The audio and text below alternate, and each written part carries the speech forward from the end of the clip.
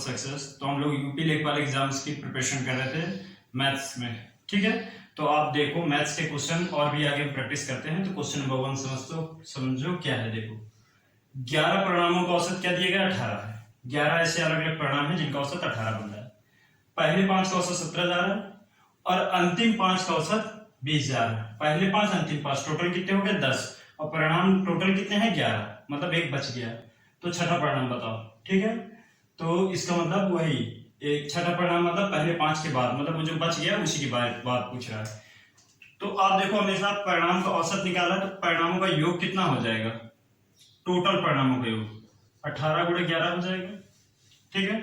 हमेशा जितना औसत दिया हो जितने परिणामों दोनों गुणा कर दो तो योग आ जाता है। ऐसे 5 का योग कितना आ जाएगा 17 गुणे 5।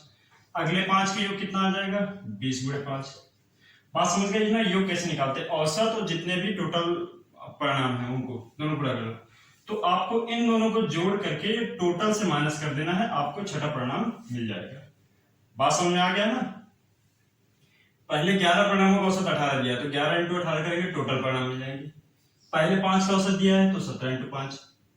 अगले 5 का औसत दिया है मतलब अंतिम लास्ट 5 तो 20 गुणे 5।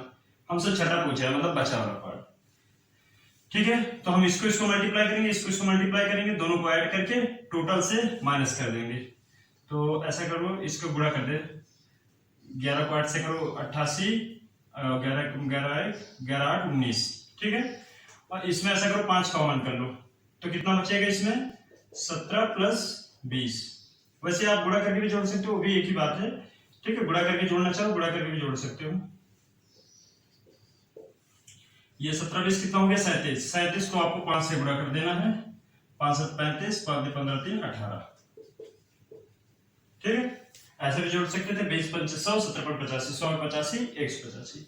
अब इन दोनों को माइनस कर दो, 8 5 गया 3, 9 में 8 गया 1, तो परिणाम कौन सा आ गया 13। तो ये देखिए थर्ड ऑप्शन में दिया गया है 13, ठीक है। तो आप इन सबको गुणा करके बहुत ज्यादा टाइम इन्वेस्ट करना है, सिंपल इसी तरह आपको सॉल्व करना है क्वेश्चंस, अगर इस तरह का क्वेश्चन एग्जाम में देखने को मिलता है तो।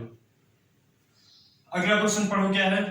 किसी समकोण त्रिभुज का कर्ण दिया गया, समकोण त्रिभुज जिसका एक कोण 90 होता है, ठीक है। जैसे समकोण त्रिभुज है इसका एक कोण, ये कर्ण है, ये आधार, ये लंब है, ठीक।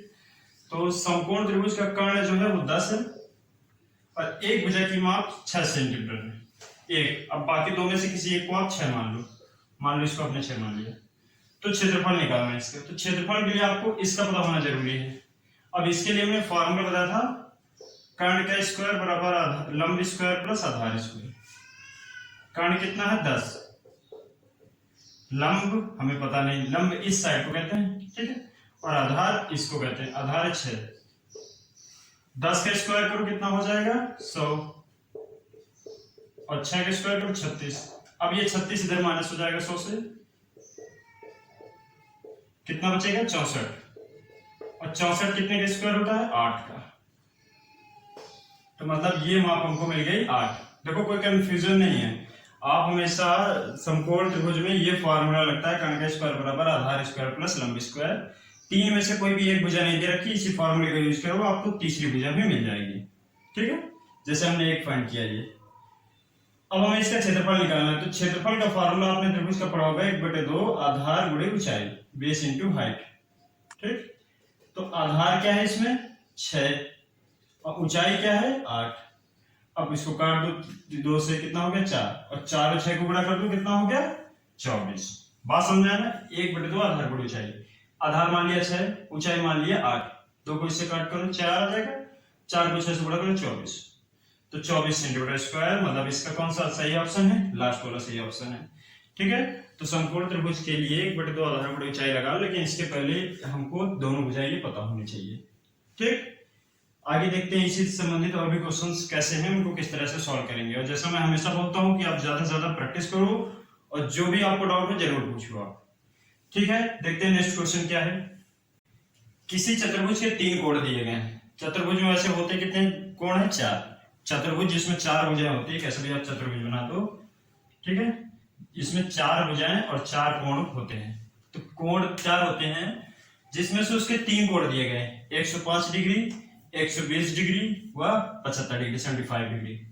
अब आपसे पूछ रहे हैं चौथे कोण की मान बताओ, तो 3 कोण दिया, चौथा पूछा है। तो वैसे अब हमेशा याद रखो चतुर्भुज के चारों कोणों का योग हमेशा 360 होता है और त्रिभुज में 180 होता है। ठीक है, तो अभी हम चतुर्भुज की बात करें तो चारों का टोटल कितना आएगा 360। ठीक, लेकिन हमें सिर्फ ये 3 है तो इन तीनों का टोटल करके 360 से माइनस कर देना है, मतलब 120, 105 और 75। ये देखो 120, 105, 75 तीनों को जोड़ लिया मैंने और जोड़ के 360 से माइनस कर देना है।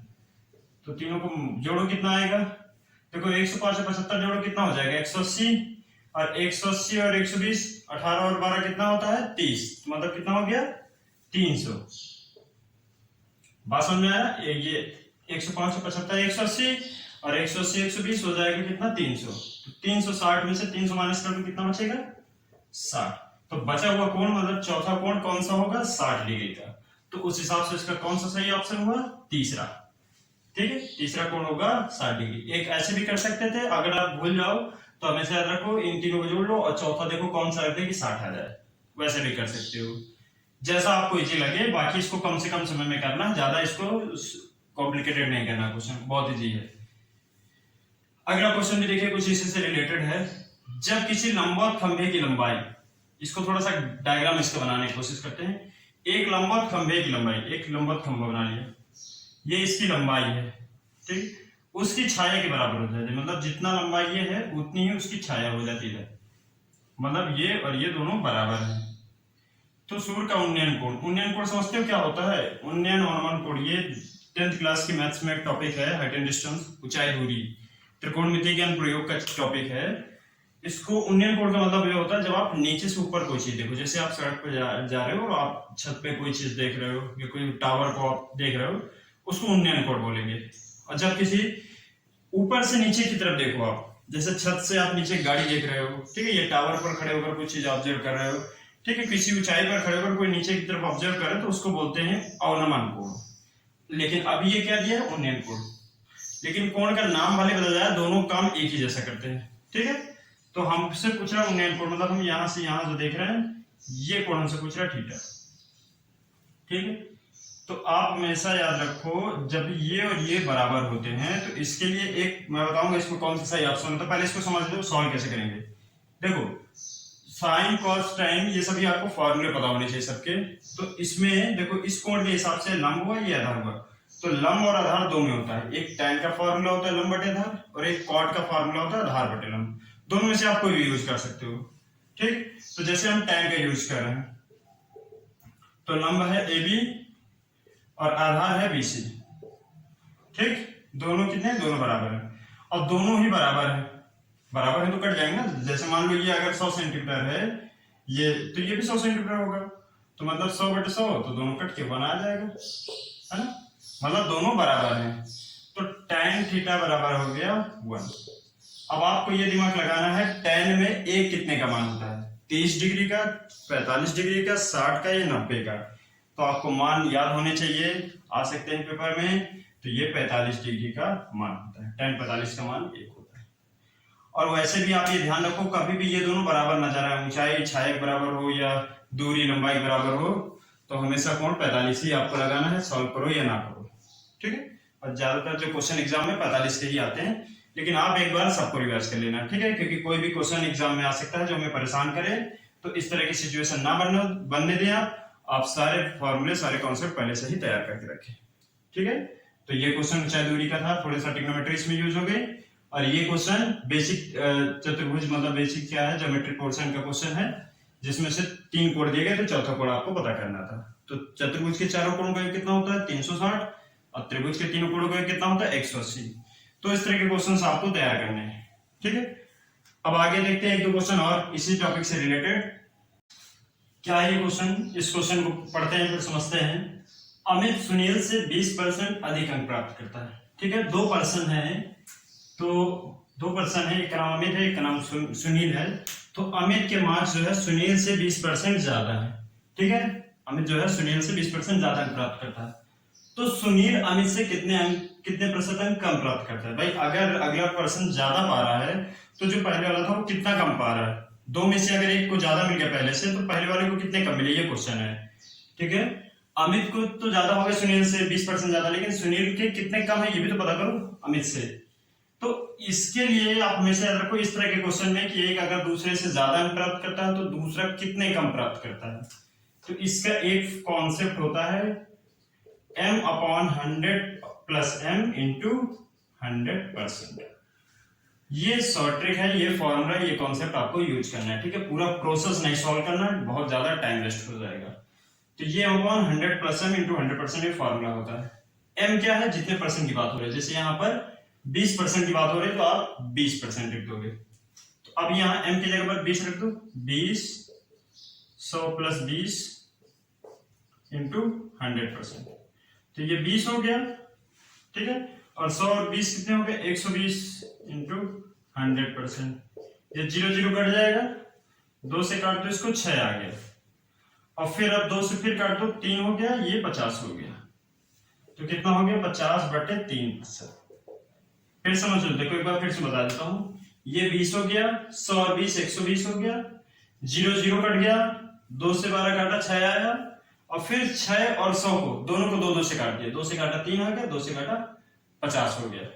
तो ये कितना है, 50/3। तो अभी हालांकि देखो 50/3 में कोई आंसर नहीं आ रहा, ये सभी मिक्स फ्रैक्शन है। तो इसको बदल देते हैं, देखो 3 से भाग करो 50 को, तो ये होता है 16 3 48। ठीक है, 16 3 48 और 50 में कितना बचा, 48 और 50 मतलब कितना बचा, 2। 2 को आप यहां लिख दोगे तो ये इसका राइट आंसर होगा। ठीक है, ऐसे देखो कंफ्यूजन ना हो, ऐसे बदल। 3 1 कम 3, 2 हुआ 20, 3 18, फिर 2 हुआ, फिर अब इसके बाद दशमलव नहीं लगाना है। देखो तो ये 16 आ गया, तो 16 सही, 2 जो शेषफल था वो यहाँ, और जिससे आपने भाग किया वो यहाँ। 16 सही, 2/3%। ठीक है, ये इसका सही आंसर है। तो उस हिसाब से इसका कौन सा सही आंसर हुआ, सेकंड ऑप्शन।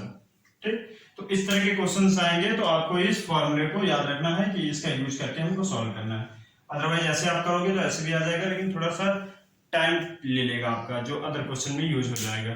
ठीक है, तो आज की वीडियो के लिए बस हम इतना ही रखते हैं, और नेक्स्ट वीडियो में हम कुछ और भी इस तरह के क्वेश्चन लेकर आएंगे, उनको प्रैक्टिस करते हैं। अगर आपका कोई कंफ्यूजन है, कोई डाउट है किसी टॉपिक से रिलेटेड, तो जरूर पूछिए। Okay, so thank you so much for watching this video.